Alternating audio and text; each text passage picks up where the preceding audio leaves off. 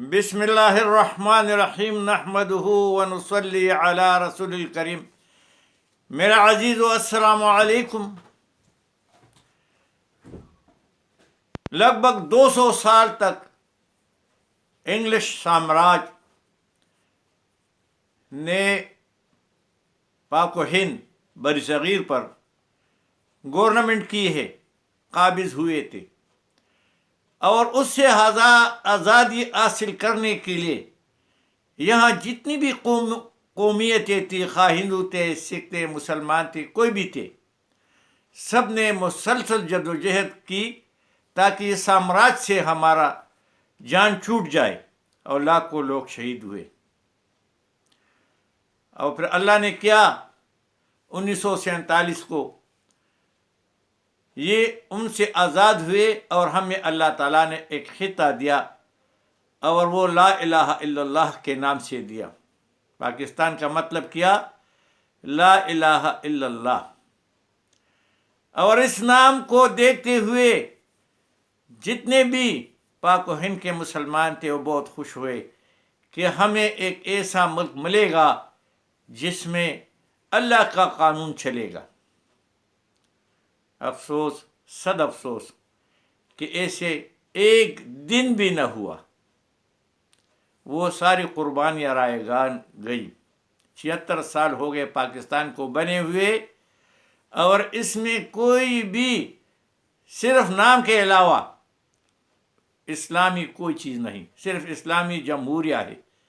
न इसमें जमहूरियत किधर है और न ये पाक है किसी गुनाहों से पाकिस्तान, और न इसमें इस्लामी वाली कोई बात है। और ये दो ताकतों के शिकंजे में आए हैं। बड़ी ताकत जो एस्टेब्लिशमेंट है जो 76 साल से गवर्नमेंट कर रहा है और वो अपने जो आगे पिटू हैं जैसे कोर्ट, सुप्रीम कोर्ट और ये जो आजकल जो इस्तेमाल हो रहा है वो इलेक्शन कमीशन है, ये उनका टूल है। जैसे अमेरिका के टूल है, वर्ल्ड बैंक है, IMF है और बहुत से यूएनओ है, सिक्योरिटी काउंसिल है, वो मुल्कों को उससे सीधा करते हैं। और पाकिस्तान में ये टूल जो है ये लोगों को इससे किसी को कुर्सी देते हैं और किसी को नीचे से कुर्सी खिसकते हैं और सुप्रीम कोर्ट भी इसका आलाकार बन जाता है। पाकिस्तान के कानून के बारे में और इंसाफ के बारे में सबको ये कंसेप्ट पता है कि यहाँ इंसाफ हासिल करने के लिए नूह अलैहिस्सलाम का उम्र चाहिए, इतना ज़्यादा उम्र हो तो इंसाफ शायद मिल जाए, और अय्यूब अलैहिस्सलाम का सब्र चाहिए और कारून का ख़जाना चाहिए। जब ये चीज़ें पास हो सकता है, कोई भी उम्मीद हो सकती है। मगर अल्लाह ने हमें वो भी दिखाया कि रात को अदालतें खुली किसके हुक्म से। वो इतने अच्छे लोग हैं कि अपने सीधे जाएंगे इंसाफ के लिए, वहाँ बैठेंगे, पीछे डंडा था और फिर वो अदालतें जो है फैसले ऐसे ऐसे करते हैं कि लोग हंसते हैं कि बच्चा भी जानता है ये कैसा फैसला है। और अभी आप देखते हैं कि अदालतों में 50-50 साल के जो है मुकदमे पड़े हैं, कोई उसको फाइल को खोलता नहीं। माशाल्लाह भी चीफ आए हैं काजी साहब और उसने बहुत मेहनत की है और वो मरे हुए लोगों के जो है भुट्टो का जो मुकदमा है और वह आगे मुशर्रफ का मुकदमा वो उसने वो शुरू किया। और भाई जिंदा के बारे में सोचो, वो तो चले गए, अल्लाह उनको बख्शे, छोड़ो, उन्हें जो कुछ करना था वो अल्लाह के सामने जवाबदेह होंगे, तुम्हें से क्या लेना देना। तो जनाब वाली अभी रात को भी अदालतें खुली और माशाल्लाह कितना ज़बरदस्त इंसाफ का निज़ाम है कि अदालतें जो है और जज है वो मुजरिमों के पास वो जेल में गए। कितने लोगों का फ़िक्र है उनके पास कि उनको ये इंसाफ से उनको मिल जाए और इंसाफ में देरी ना हो जाए। फिर 15-15 घंटे, 16-16 घंटे और 24 घंटे वहाँ लगे रहे और बैठे रहे और एक ही सांस में जो है वो सारे मुकदमे हल कर गए। माशाअल्लाह कितनी ज़बरदस्त नंबर 1 पोजीशन में दुनिया में पहुंच गए कि कहाँ भी इतना स्पीडी इंसाफ का निज़ाम किधर भी नहीं है। और फिर पाकिस्तान जो इस्लाम के नाम पे बना है जनाब, सूद जो है जो हराम है इस्लाम में, और इसमें बहुत ज़्यादा कबाहतें आई हैं।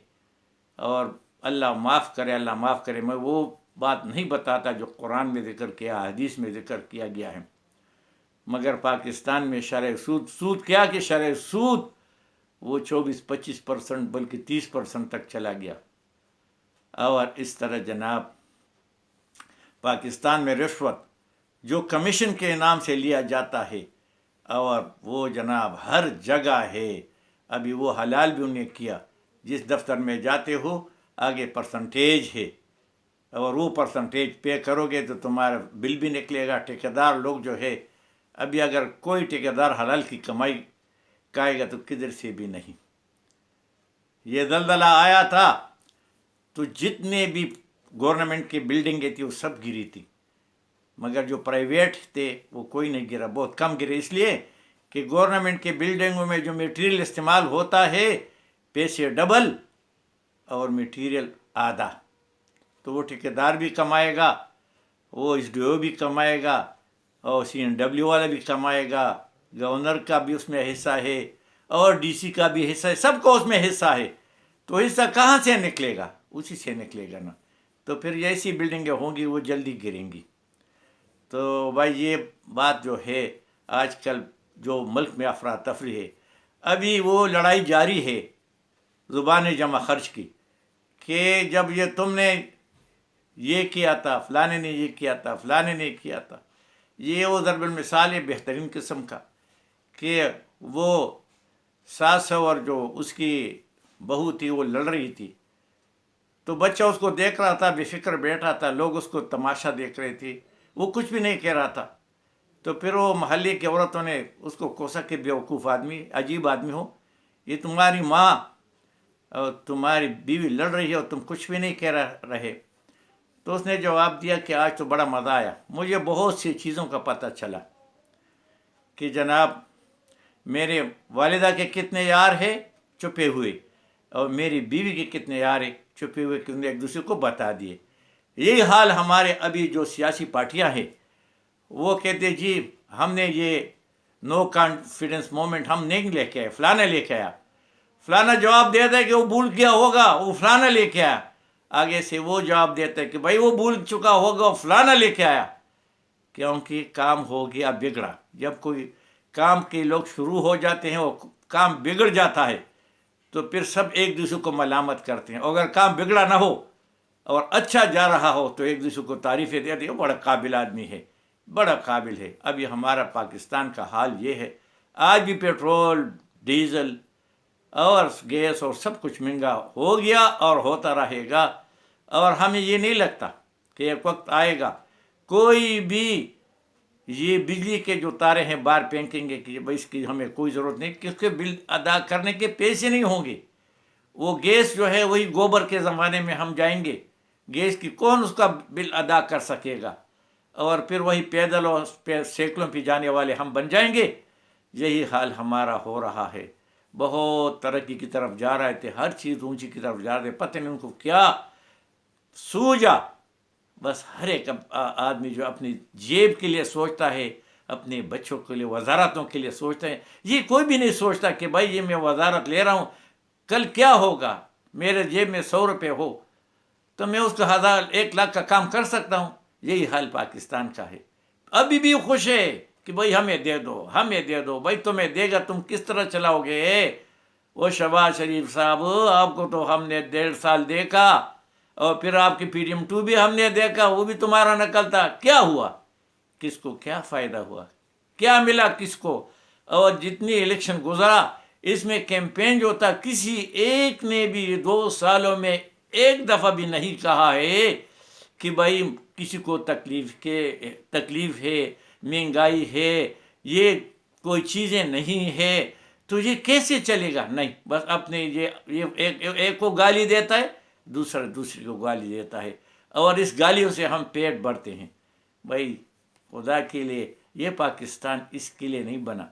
हम तो بیرونی سامراج سے ہمارے آبا و اجداد نے قربانیاں دے کے آزاد کیا، مگر یہ اندرونی لوکل سامراج جو ہے اس سے بچنا بہت مشکل ہے۔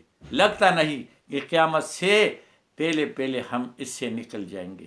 بہت نا امیدی ہے، بہت نا امیدی ہے۔ بس جس کے ہاتھ میں ڈنڈا ہے وہ چلاتا ہے، آگے سے یہ نہیں سوچتا کہ اس کی عزت بھی ہے۔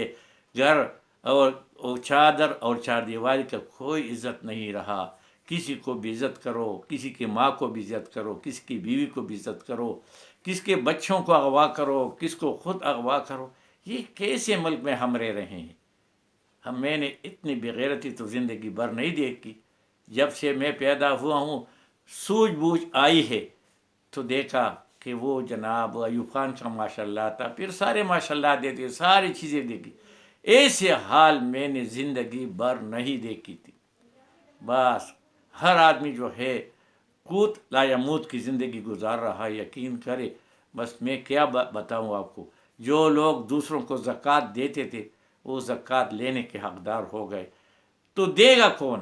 ابھی ان کو کون دے گا؟ کوئی بھی دینے والا نہیں۔ بس اللہ سے دعا کرتے ہیں کہ یا اللہ، یا رب العالمین، جس نے پاکستان کا یہ حال کیا، کوئی بھی ہو، پیر ہو، وزیر ہو، جنرل ہو، جو بھی جج ہو، اور اپنے مقصد کے لیے کیا اور پاکستان کو اس نیچ پہ پہنچایا، یا اللہ آپ اس کو ہمارے سامنے اس کو ذلیل و خوار کریں، اور ان کو ایسی بیماریاں لگائیں جیسے مشرف کو لگی تھی کہ نہ ہاتھ ہلا سکے، نہ پیر ہلا سکے، صرف منہ ہلا سکے۔ اور جن کو اتنی بھی کوئی بھی ان کو یہ دیکھو عبرت نہیں پکڑتے کہ ان کے ساتھ کیا ہو، جو میں بہت طاقتور ہوں، طاقتور اللہ ہے۔ ان اللہ علی کل شیء قدیر۔ صدق اللہ العظیم، وما علینا الا البلاغ المبین۔